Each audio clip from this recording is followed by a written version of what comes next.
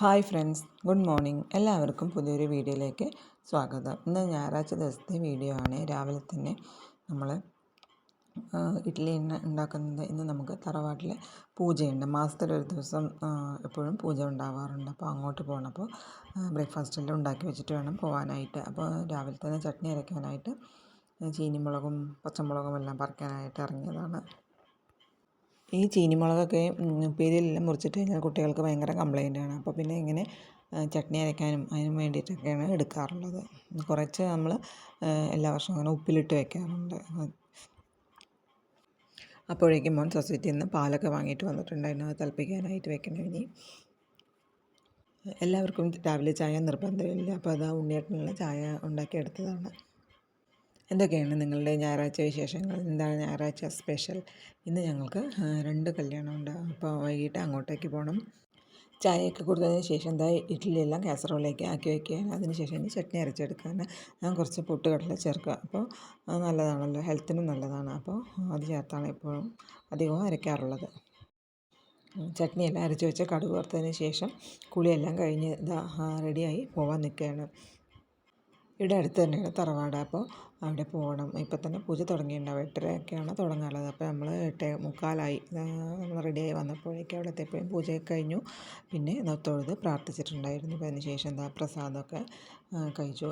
ഇങ്ങനെ മാസത്തിലൊരിക്കലാകുമ്പോൾ എല്ലാവരെയും കാണാനും കുട്ടികൾക്കും അത് വളരെ നല്ലതാണ്. എല്ലാവരെയും ഒന്ന് കാണാനും പരിചയപ്പെടാനും. ചിലരെല്ലാം ജോലിത്തിരക്കുമായിട്ട് വേറെ സ്ഥലത്ത് ആയിരിക്കുമല്ലോ. പിന്നെ വീട്ടിലെല്ലാം തിരിച്ചെത്തി. പിന്നെ ഇനി ഉച്ചയ്ക്കുള്ള പണികൾ ആദ്യം തുടങ്ങണം. കുടിക്കാനുള്ള വെള്ളം തെളിച്ചിട്ടുണ്ട്. അപ്പോൾ അത് ഫ്ലാസ്കിലാക്കി വയ്ക്കുകയാണ് കുറച്ച്. പിന്നെ ബാക്കിയെല്ലാം സ്റ്റീൽ പാത്രങ്ങളിലാക്കി വയ്ക്കുകയാണ്. ഇനി അരി വേവാനിട്ട് കൊടുക്കാനുണ്ട്. നമ്മുടെ പാടത്ത് കൃഷി ചെയ്തെടുത്ത നെല്ലിൻ്റെ അരിയാണ്. അപ്പോൾ അത് ശനി ഞായറാണ് വെക്കാറുള്ളത്. കുറച്ച് വേവ് അധികമുണ്ട്. സ്കൂളിലെ ദിവസം വേറെ അരിയാണ് വെക്കുന്നത്. അപ്പോൾ നമ്മുടെ തൊടിയിൽ തെങ്ങ് വെട്ടിയിട്ടുണ്ടായിരുന്നു. അപ്പോൾ കുറച്ചധികം ഇളനീര് കിട്ടിയിട്ടുണ്ട്. അപ്പോൾ വെള്ളപ്പം ഉണ്ടാക്കാമെന്ന് വിചാരിച്ചു. ഇളനീരും അതിൻ്റെ കാമ്പും എല്ലാം ചേർത്ത് അപ്പോൾ നന്നായിട്ട് വരും അപ്പം. അതെല്ലാം അങ്ങനെ വെള്ളത്തിലിട്ട് വെച്ചിട്ടുണ്ട്. ഇനി കയ്പ്പയ്ക്ക ഉപ്പേരി വയ്ക്കുകയാണ്. കുറച്ച് തേങ്ങാക്കൊത്തും ഒക്കെ ഇട്ടിട്ടാണ് കയ്പ്പയ്ക്ക ഉപ്പേരി വയ്ക്കാറുള്ളത്. ഒരു കയ്പ്പയ്ക്കാണ് നമ്മൾ ഉപ്പേരി വയ്ക്കുന്നത്. കുട്ടികളൊന്നും അങ്ങനെ കഴിക്കില്ല. കുട്ടികളെ പറഞ്ഞിട്ടുണ്ടെങ്കിൽ നമ്മളും ചെറുപ്പത്തിൽ അങ്ങനെ തന്നെ ആയിരുന്നല്ലോ. പിന്നെ കുറച്ച് ഉള്ളിയെല്ലാം മേലെ വിതറി അത് അടച്ച് വെച്ച് വേവിച്ചെടുക്കുകയാണ്. അപ്പോഴേക്കും ചോറ് വേവാറായിട്ടുണ്ട്. അപ്പോൾ ഒന്ന് അടുപ്പ് മാറ്റി വയ്ക്കുകയാണ്. ഇനി കുറച്ച് കത്തിയാൽ മതിയല്ലോ. ഇനി ആ അടുപ്പിൽ നമ്മൾ മീൻ കറി വയ്ക്കുകയാണ്. കുറച്ച് മത്തിയുണ്ട്, ചെറിയ മത്തിയാണ്. അപ്പോൾ തേങ്ങ ഒന്നും അരയ്ക്കാതെ മുളകിട്ട് വയ്ക്കാമെന്ന് വിചാരിച്ചു. ഇഞ്ചിയും വെളുത്തുള്ളി പേസ്റ്റും എല്ലാം ചേർത്ത് ഉള്ളി വഴറ്റിക്കൊണ്ടിരിക്കുകയാണ്. അതിന് ശേഷം കുടംപുളി ഇട്ടിട്ടാണ് വയ്ക്കുന്നത്.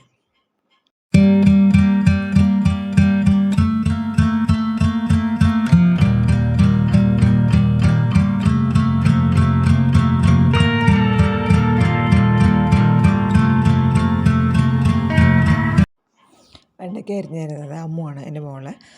പിന്നെ കുറച്ച് മത്തി എടുത്ത് തപ്പ് വയ്ക്കാമെന്ന് വിചാരിച്ചു. അതിനായി കുറച്ച് ഇഞ്ചിയും വെളുത്തുള്ളിയും പച്ചമുളകും മഞ്ഞൾപ്പൊടി, മല്ലിപ്പൊടി, മുളക് പൊടി, കുറച്ച് പുളിവെള്ളം ചേർത്ത് മിക്സിയിലൊന്ന് അരച്ചതിന് ശേഷം മീനിൽ പിടിപ്പിക്കണം.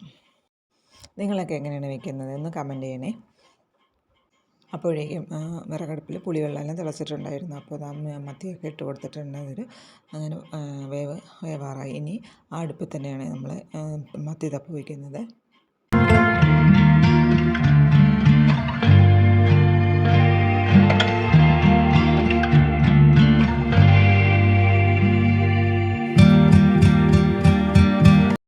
മത്തിയെല്ലാം അടുപ്പിൽ വെച്ച് കൊടുത്തതിന് ശേഷം നമ്മൾ വെണ്ടയ്ക്ക ഉപ്പേരി ഉണ്ടാക്കിയെടുക്കുകയാണ്. എല്ലാം റെഡിയായപ്പോൾ നമ്മളെല്ലാം ഭക്ഷണമെല്ലാം കഴിച്ചിട്ടുണ്ടായിരുന്നു. ഞായറാഴ്ചയല്ലേ എല്ലാവരും ഒരുമിച്ചിരുന്ന് ഭക്ഷണം കഴിക്കാൻ പറ്റുക.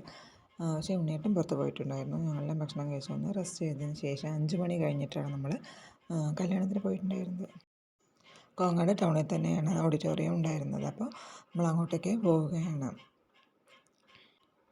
അത്യാവശ്യം നല്ല തിരക്കെല്ലാം ഉണ്ടായിരുന്നു. നമ്മൾ അവിടെ എത്തിയപ്പോഴേക്കും തൊണ്ടവേദന എന്തെങ്കിലും വന്നാലോ എന്ന് വിചാരിച്ച് ആരും വെൽക്കം ഡ്രിങ്ക് ഒന്നും എടുത്തില്ല. പിന്നെ അത് തണുപ്പല്ലേ.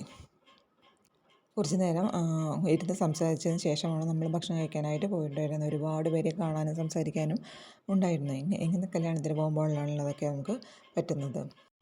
ഭക്ഷണം എല്ലാം കഴിച്ച് നമ്മൾ ഡെസേർട്ട് കഴിക്കാനായിട്ട് എത്തിയിരിക്കുകയാണ്. ഗുലാബ് ജാമും ഐസ്ക്രീമുമായിരുന്നു. ഫുഡൊക്കെ കഴിച്ച് അവിടെ നിന്ന് നമ്മൾ പുറപ്പെട്ടിട്ടുണ്ട്. ഇനി കുറച്ച് ദൂരമുണ്ട് അടുത്ത മണ്ഡപത്തിലേക്ക്. പക്ഷേ രാത്രി നല്ല രസമല്ലേ ടൗണിൽ കൂടെ പോകാനായിട്ട്. നല്ല ഭംഗിയുണ്ട് ലൈറ്റെല്ലാം ഇട്ടിട്ട്.